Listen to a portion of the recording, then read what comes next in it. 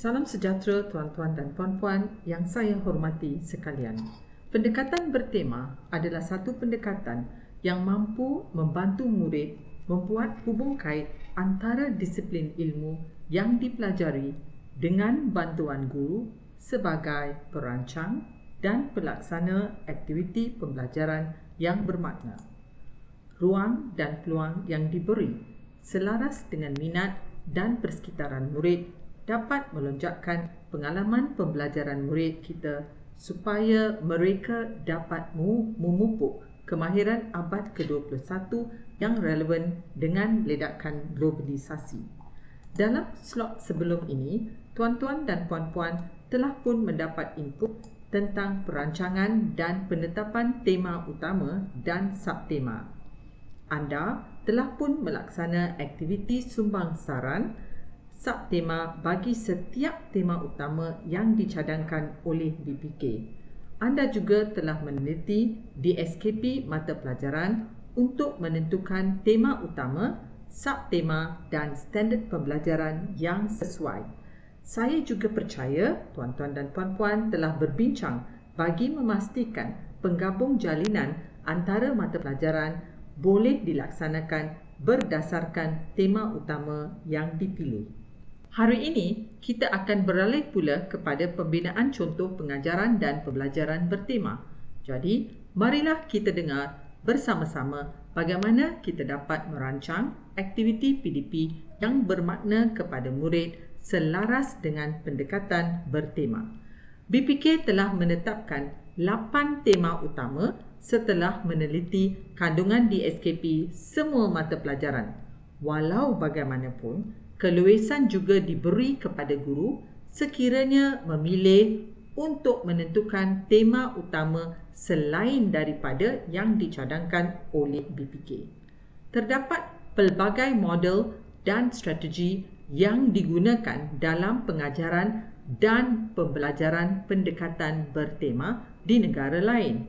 Antaranya ialah pendekatan yang dikemukakan oleh Rudolf Steiner dalam abad ke-19 di sekolah beliau, model Robin Fugate dan juga pendekatan yang diketengahkan oleh International Bureau of Education IBE UNESCO, iaitu multidisciplinary, interdisciplinary dan transdisciplinary. Sekolah IB, TS25 dan STEMAC juga sedang melaksanakan pendekatan ini. Kami di PPK telah pun mengadakan libat urus dengan semua pihak berkepentingan. Hasilnya, BPK mengemukakan 3 strategi iaitu strategi 1, subtema berbeza melalui beberapa mata pelajaran, strategi 2, subtema yang sama melalui beberapa mata pelajaran dan strategi 3, projek melalui pendekatan bertema. Mari kita lihat apakah itu strategi 1. Contoh di skrin anda menunjukkan tema utama alam sekitar dan subtema berbeza bagi 4 mata pelajaran iaitu Bahasa Melayu, Sains, Bahasa Inggeris dan Pendidikan Moral. Kesemua 4 mata pelajaran ini mempunyai subtema yang berbeza iaitu Muka Bumi, Biodiversity dan Ekosistem, Fauna dan Tanggungjawab terhadap alam sekitar. Keempat-empat guru ini akan merancang PDP bagi mewujudkan berkaitan disiplin ilmu melalui mata pelajaran masing-masing. Pelbagai subtema yang digunakan dalam pembelajaran melalui keempat-empat mata pelajaran ini mempunyai fokus yang sama, iaitu tanggungjawab manusia terhadap kelestarian alam sekitar. Melalui PDP ini, guru boleh merungkai bagaimana fauna yang hidup di pelbagai muka bumi harus dijaga supaya biodiversity dan ekosistem dapat dijaga demi kelestarian alam sekitar. Guru juga dapat mencapai standard pembelajaran dalam mata pelajaran masing-masing serta melaksanakan pentaksiran yang sesuai. Harus diingatkan di sini, ini adalah contoh ya. Guru harus memikirkan minat, tahap perkembangan dan persekitaran murid apabila melaksanakan strategi ini. Sekarang, mari kita lihat aktiviti PDP yang dilaksanakan oleh keempat-empat guru mata pelajaran tingkatan 2 ini dan bagaimana mereka dapat melaksanakan berkaitan disiplin ilmu dalam mata pelajaran masing-masing.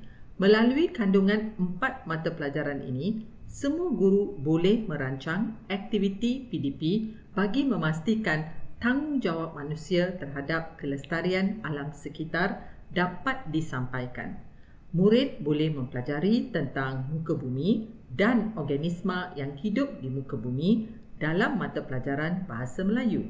Dalam mata pelajaran sains, guru boleh menghubung kait kepentingan flora dan fauna dalam biodiversity serta ekosistem bagi memastikan kelestarian alam sekitar terpelihara. Melalui mata pelajaran Bahasa Inggeris pula, murid boleh didedahkan kepada kepentingan fauna dalam biodiversity dan kelestarian alam sekitar. Kemahiran bahasa iaitu mendengar, bertutur, membaca dan menulis juga diperoleh melalui perbincangan dan aktiviti yang dilaksanakan di dalam kelas. Mata pelajaran pendidikan moral pula akan menyokong pengetahuan murid daripada aspek nilai seperti bersyukur kepada ciptaan Tuhan dan tanggungjawab manusia dalam menjaga kelestarian alam sekitar. Sekarang kita beralih pula ke strategi 2. Contoh ini menunjukkan tema utama alam sekitar dengan subtema haiwan bagi murid tahun 5. Contoh ini mengandungi 6 mata pelajaran atau disiplin ilmu yang boleh diajar menggunakan tema utama dan subtema ini. Mata pelajaran tersebut ialah Bahasa Melayu, Sains, Pendidikan Seni Visual, Matematik, Pendidikan Muzik dan Pendidikan Jasmani dan Pendidikan Kesihatan. Bagi subtema ini, topik dalam DSKP mata pelajaran sains ialah kemandirian spesies. Oleh itu, guru sains boleh menggunakan subtema haiwan bagi menyampaikan kandungan konten kemandirian spesies. Guru Bahasa Melayu boleh menggunakan tajuk haiwan dan melaksanakan perbincangan tentang kepupusan spesies haiwan. Pendidikan muzik dan pendidikan seni visual juga menggunakan subtema haiwan dalam PDP mereka. Guru pendidikan seni visual boleh bekerjasama dengan guru sains dalam penghasilan model haiwan imajinasi dengan mengambil kira aspek bahasa dan kemahiran seni visual dalam penghasilan karya kreatif. Guru matematik pula boleh berbincang tentang kadar kemandirian spesies dengan menggunakan data yang relevan dan terkini. Ini boleh membantu murid membuat hubung kait dan memberi pengetahuan tentang kepentingan kelestarian haiwan dalam kehidupan. Guru pendidikan jasmani dan kesihatan boleh mengajar pergerakan berirama yang melibatkan pergerakan lokomotor, bukan lokomotor dan langkah lurus. Murid secara berkumpulan dapat menggunakan idea kreatif untuk mereka cipta dan mempersembahkan pergerakan kreatif berdasarkan tema haiwan. Apa yang penting di sini ialah murid dapat membuat perkaitan melalui aktiviti yang berbeza terhadap fokus yang sama dan pada masa yang sama mencapai SP dalam mata pelajaran masing-masing. Guru boleh memilih jenis haiwan yang ingin dipelajari mengikut minat dan persekitaran murid. Aktiviti PDP boleh dilakukan secara digital atau bukan digital menggunakan pelbagai media mengikut kemudahan yang terdapat di sekolah dan yang dimiliki oleh murid. Di sinilah guru memainkan peranan sebagai fasilitator murid. Pentaksiran pula dilaksanakan dalam setiap mata pelajaran mengikut aktiviti yang dijalankan.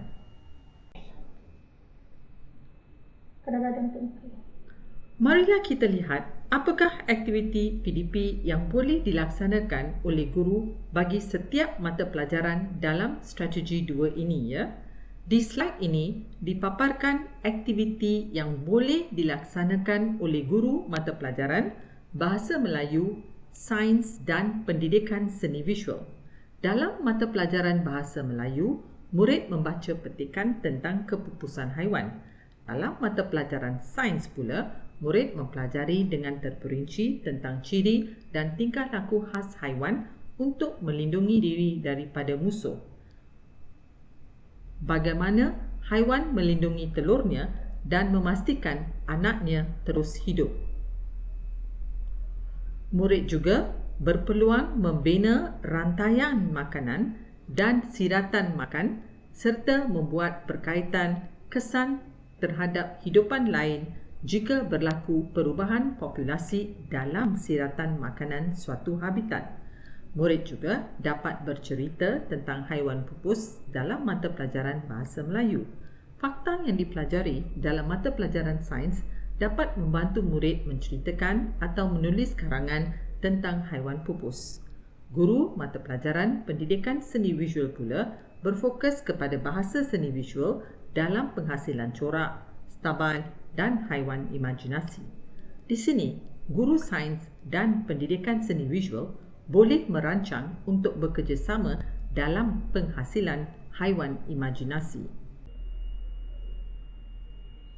Persembahan murid akan merangkumi demonstrasi yang menjelaskan ciri khas haiwan imajinasi dan pengalaman penghasilan karya mereka. Persembahan ini boleh dilakukan secara digital atau bukan digital. Demonstrasi atau persembahan tersebut boleh dilakukan semasa waktu mata pelajaran sains dan pendidikan seni visual atau guru boleh merancang untuk mengadakan satu persembahan yang merangkumi kedua-dua aspek. Kedua-dua guru mata pelajaran sains dan pendidikan seni visual boleh melaksanakan pentaksiran semasa persembahan murid mengikut standard prestasi dalam DSKP masing-masing. Guru Bahasa Melayu juga boleh mengambil peluang untuk mentaksir kemahiran lisan murid apabila murid membuat persembahan. Dalam slide ini pula ditunjukkan aktiviti bagi mata pelajaran matematik, pendidikan muzik serta pendidikan jasmani dan pendidikan kesihatan. Bagi strategi 2 ya. Dalam mata pelajaran matematik, murid mempelajari untuk mentafsir jadual data dan carta pi serta mengenal mode, median, min dan julat daripada data tak terkumpul. Guru matematik menggunakan data kadar kemandirian spesies bagi mewujudkan perkaitan dengan mata pelajaran lain yang dipelajari bagi pendekatan ini. Guru muzik juga menggunakan lagu berkaitan haiwan sebagai aktiviti PDP yang membolehkan murid menyanyi dengan pitch dan tempo yang betul. Murid juga diperkenalkan dengan not dan teknik penjarian recorder untuk memainkan not dengan tone yang baik. Bagi mata pelajaran pendidikan jasmani dan pendidikan kesihatan, murid melakukan pergerakan bebas menggunakan pergerakan lokomotor dan bukan lokomotor bagi menggambar haiwan kesukaan mereka. Murid mereka cipta pergerakan kreatif dengan iringan muzik dan props untuk digunakan semasa persembahan. Di sini terdapat ruang dan peluang untuk murid mengaplikasi pengetahuan dan kemahiran yang dipelajari dalam mata pelajaran lain bagi penyediaan persembahan. Oleh itu, guru pendidikan muzik dan pendidikan seni visual juga boleh terlibat sebagai fasilitator bagi persembahan ini bagi memberi bimbingan kepada murid mereka.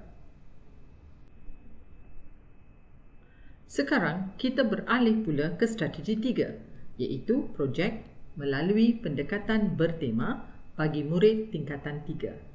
Tema utama bagi contoh ini juga adalah alam sekitar.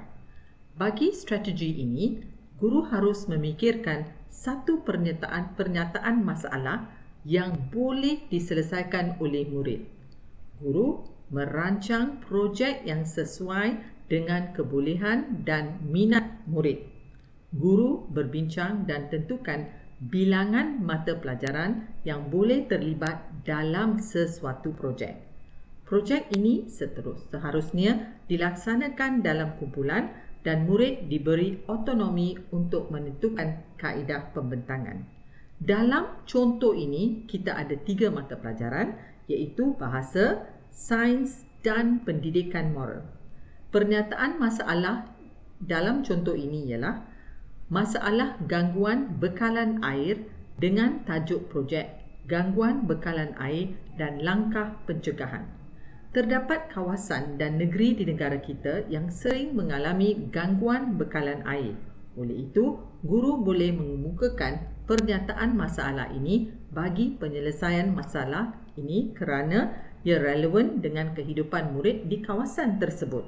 Contoh di sini menunjukkan bagaimana guru bahasa boleh memulakan perbincangan tentang punca masalah air terjejas dan disambut oleh guru sains dengan menjalankan kajian tentang tekanan air dan atmosfera dengan mengaplikasi kemahiran proses sains dan manipulatif.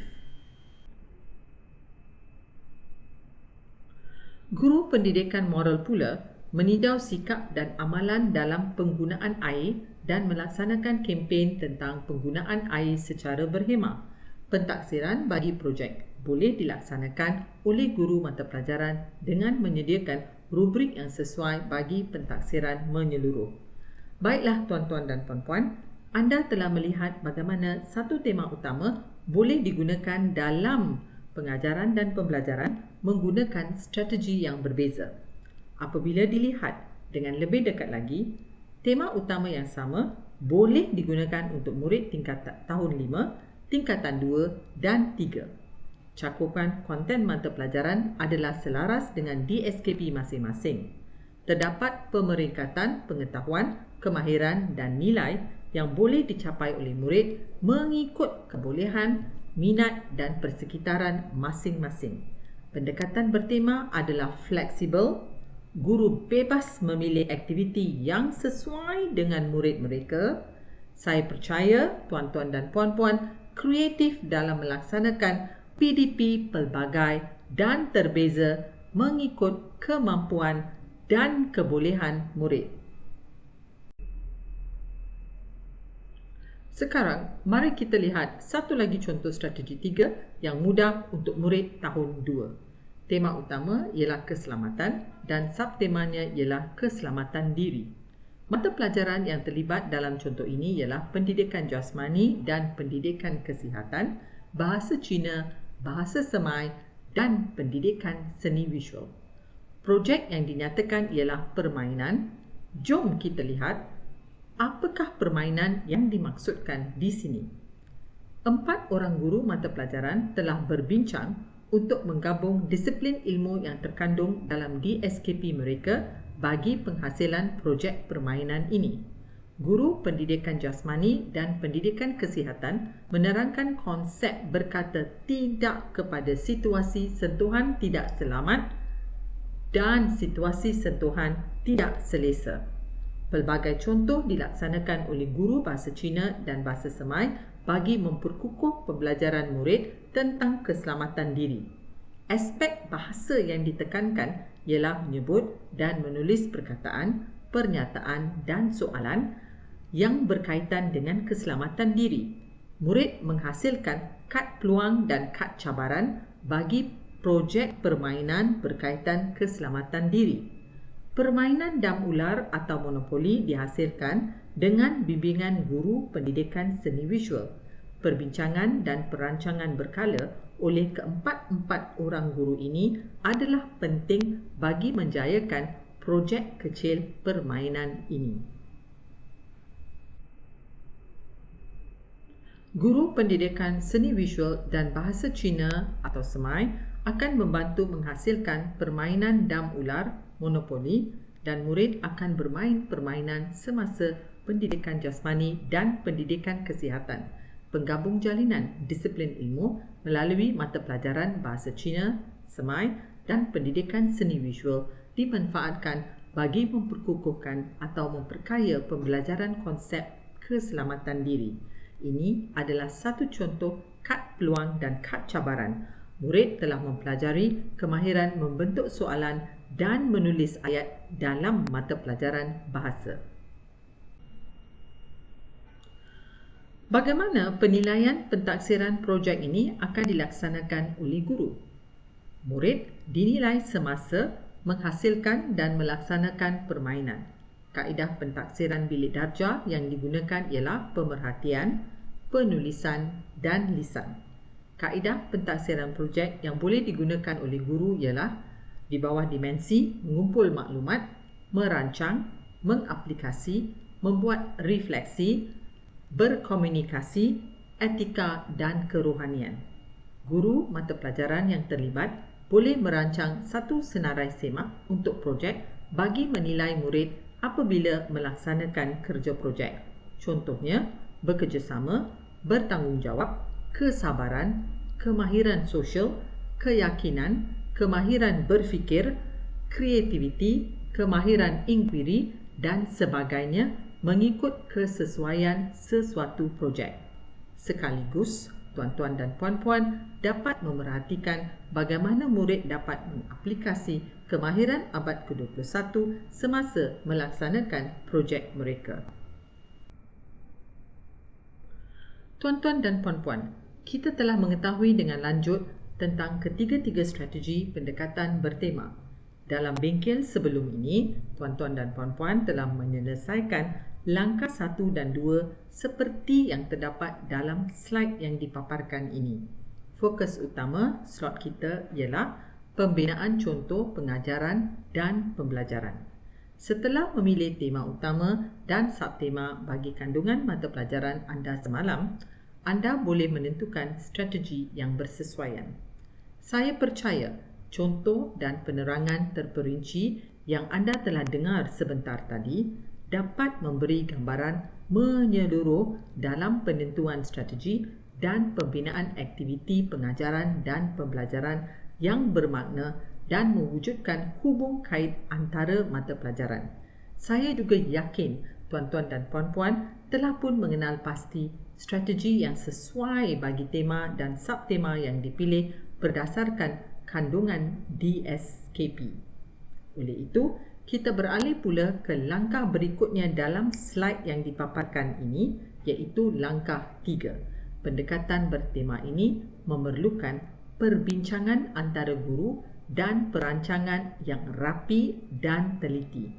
Guru harus mengambil kira kandungan mata pelajaran masing-masing dan mengenal pasti bilakah masa yang sesuai untuk melaksanakan pendekatan ini dalam setahun.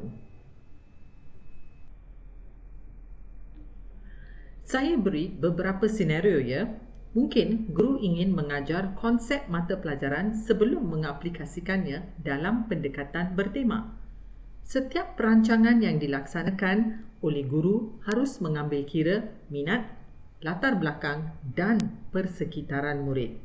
Guru juga boleh berbincang dengan murid untuk mengetahui apakah perkara yang mereka minati dalam sesuatu tema utama.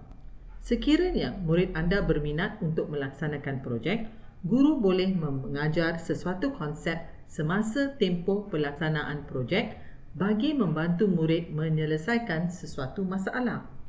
Sebagai pakar mata pelajaran, guru boleh menetapkan bila pendekatan bertema boleh dilaksanakan, iaitu sepanjang tahun atau pada sesuatu bulan, contohnya Mac, Jun, September, atau iaitu semasa merangka rancangan pelajaran tahunan.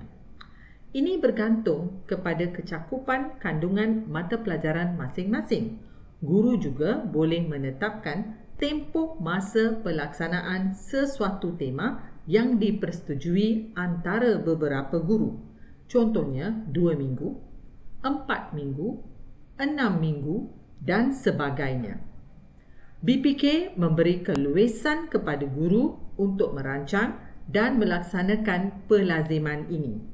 BPK berharap guru dapat membuat perancangan yang rapi, dengan mengadakan PLC berkala bagi memastikan kesinambungan pembelajaran dan penggabung jalinan antara disiplin ilmu atau mata pelajaran dapat dilaksanakan. Sekarang, kita beralih ke langkah seterusnya dalam slide iaitu langkah 4, menyenaraikan aktiviti dan merancang pentaksiran. Ini adalah perkara penting yang boleh membantu murid membuat hubung kait antara disiplin ilmu yang dipelajari melalui mata pelajaran dan mereka harus mengaitkan pengetahuan, kemahiran dan nilai yang dipelajari dengan kehidupan harian mereka. Guru harus mempelbagaikan aktiviti bagi memastikan murid dapat menghayati pembelajaran bermakna dan mendalam serta belajar secara autentik. Yang pastinya, mereka dapat menghubung kait antara perkara yang dipelajari atau aktiviti yang dilaksanakan semasa pengajaran dan pembelajaran. Oleh itu, guru harus mempelbagaikan aktiviti pengajaran dan pembelajaran seperti yang telah ditunjukkan tadi. Sudah pasti, guru harus melaksanakan pentaksiran semasa PDP seperti yang dilaksanakan bagi pengajaran dan pembelajaran yang lain. Kita beralih pula ke langkah seterusnya iaitu penyediaan rancangan pelajaran harian. Guru harus menyediakan rancangan pelajaran harian seperti biasa mengikut format yang diguna pakai sekarang atau yang sedia ada. Setelah selesai kesemua perancangan ini, sekarang guru sedia untuk melaksanakan pengajaran pembelajaran dan pentaksiran.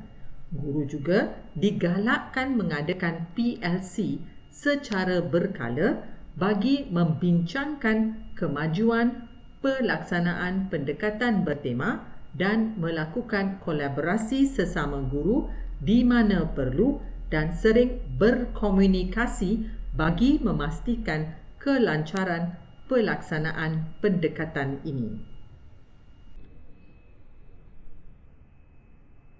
Dalam slide ini, kita membuat sedikit ulang kaji iaitu tentang jenis aktiviti pembelajaran yang boleh dilaksanakan semasa PDP. Kesemua aktiviti ini bukanlah sesuatu yang baharu kepada anda ya. Tetapi sekarang, melalui pendekatan bertema ini, apabila anda menggabung jalin pengetahuan, kemahiran dan nilai beberapa mata pelajaran, aktiviti yang dirancang harus memberi murid pengalaman pembelajaran yang bermakna dan mendalam. Guru harus mempelbagaikan aktiviti dan memberi ruang dan peluang kepada murid untuk meneroka, melaksanakan penyiasatan, mencuba sesuatu yang baharu serta melonjakkan pemikiran kritikal dan kreatif mereka.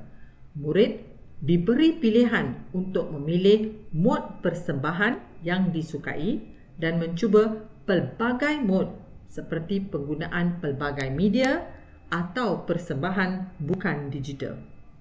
Kesimpulannya ya, semua guru harus melaksanakan sumbangsaran bagi menentukan aktiviti yang sesuai. Aktiviti ini juga harus mengambil kira penguasaan, kemahiran, pengetahuan dan nilai yang dicapai oleh murid melalui pembelajaran secara mendalam, bermakna dan menyeronokkan melalui aktiviti dalam semua mata pelajaran.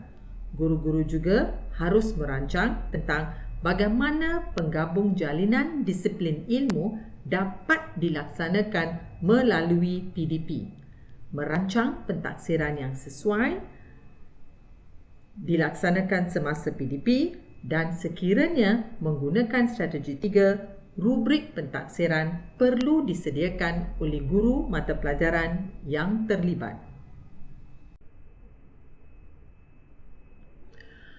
Mengapakah kita berbincang tentang pelaziman pendekatan ini? Apakah manfaatnya? Apa bezanya dengan apa yang telah dilakukan sekarang dalam pengajaran dan pembelajaran?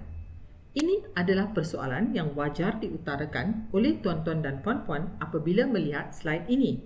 Cuba kita membuat refleksi sejenak. Adakah kita benar-benar melaksanakan pembelajaran berpusatkan murid? Sekiranya ya, syabas dan tahniah. Pelaziman ini dilaksanakan supaya murid dapat memperoleh pelbagai manfaat melalui penerokaan pelbagai disiplin ilmu, iaitu meningkatkan kemahiran kognitif, menajamkan pemikiran kritikal dan penyelesaian masalah, mengalami pembelajaran autentik dengan interaksi yang tinggi atau optimum antara murid. Ruang dan peluang yang diberi kepada murid harus memberi penekanan kepada kelebihan murid bagi mencungkil bakat mereka dan seterusnya meningkatkan kemahiran abad ke-21 yang amat diperlukan oleh murid kita. Bukan hanya pada masa ini, tetapi pada masa hadapan juga. Pengalaman pembelajaran mereka harus memberi mereka keinginan untuk meneroka, melaksanakan penyiasatan dan bermotivasi untuk belajar serta menanam keyakinan dalam diri mereka. Pentaksiran bagi pendekatan bertema ini adalah sama seperti pentaksiran pendekatan pembelajaran yang lain dan perlu dilaksanakan sepanjang proses pengajaran dan pembelajaran.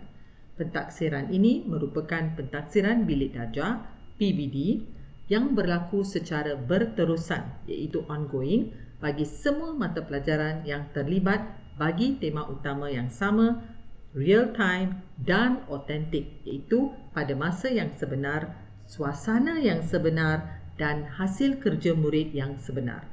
Seperti PBD bagi pendekatan pembelajaran yang lain, PBD bagi pendekatan bertema juga perlu direkodkan supaya prestasi dan pencapaian murid dalam aspek pengetahuan, kemahiran dan nilai dapat dipantau. Dalam erti kata lain, PBD dijalankan seperti biasa. Perincian tentang aktiviti pengajaran dan pembelajaran telah diberi kepada tuan-tuan dan puan-puan. Marilah kita berbincang tentang aktiviti kumpulan yang akan dilaksanakan selepas ini. Bagi bengkel seterusnya, kita akan laksanakan 2 aktiviti. Dalam bengkel sebelum ini, anda telah memilih satu tema dan subtema dan telah berbincang untuk mengenal pasti mata pelajaran yang telah memilih tema yang sama. Oleh itu, bagi aktiviti seterusnya, anda perlu melaksanakan sumbang saran aktiviti yang menunjukkan pembelajaran bermakna. Hanya namakan aktiviti dan jelaskan bagaimana aktiviti ini boleh menunjukkan pembelajaran bermakna. Sekarang kita lihat slide yang dipaparkan. Perkara dalam kotak merah telah pun dilaksanakan oleh anda. Sekarang, kita hanya perlu melihat 2 perkara, iaitu aktiviti PDP dan pentaksiran. Sekarang, anda dikehendaki untuk menggabungkan mata pelajaran yang mengandungi tema yang sama, subtema yang sama atau berbeza bagi tema yang sama, rancang aktiviti yang jelas menunjukkan perkaitan antara disiplin ilmu, iaitu mata pelajaran, tentukan tempoh masa pelaksanaan, tentukan masa yang sesuai dalam setahun bagi pelaksanaan tema ini dan rancang pentaksiran.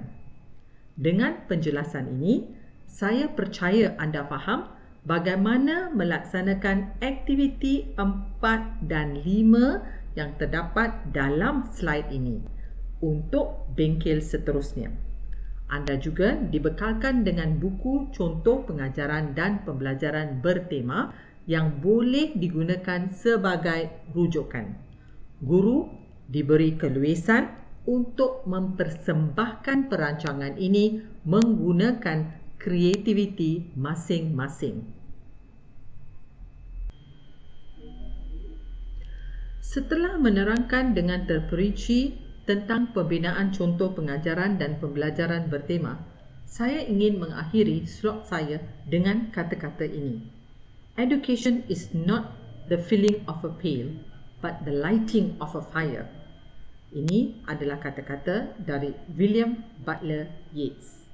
Oleh itu, pengajaran dan pembelajaran bukanlah semata-mata untuk memperoleh pengetahuan, tetapi pengetahuan yang mampu menarik minat murid untuk terus meneroka, untuk belajar mengikut tahap perkembangan dan kebolehan mereka serta mampu menyelesaikan masalah harian mereka. Dan saya ingin memberi satu lagi kata khidmat dari J. Krishnamurti. Beliau menyebut bahawa, after all, the function of education is to turn out an integrated individual who is capable of dealing with life. Pendidikan haruslah bermakna bagi seseorang individu untuk melangsungkan kehidupan mereka dalam pelbagai situasi, mampu menyelesaikan masalah serta mengamalkan gaya hidup sihat dan memperlihatkan amalan nilai yang baik. Dengan ini, sekian, terima kasih.